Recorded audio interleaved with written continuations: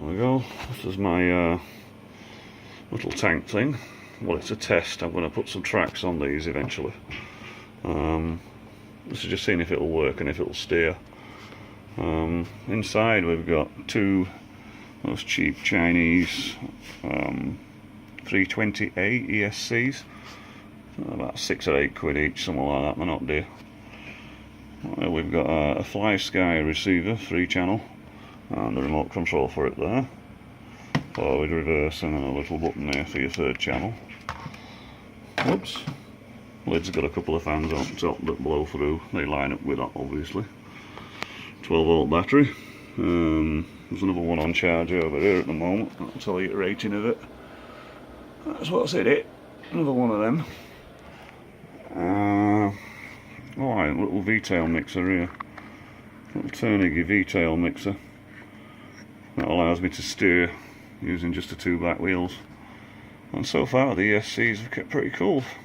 No problems. Just show you a little video of it running. Right, on the floor now, just button the lid up. Turn the receiver on. Turn main power on. Turn that switch on there. That's number 1.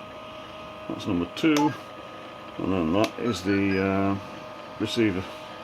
So I don't know if you can see inside the, you can't really. But they're both on.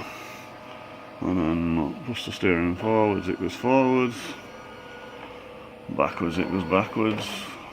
You can spin on the spot. Well, the other way. Whee! Got too fast there. And obviously backwards again. You can steer it while you. Oops, it's not easy doing this with one hand. I'm steering as well, you see. There you go, and then backwards, and you can steer it as well.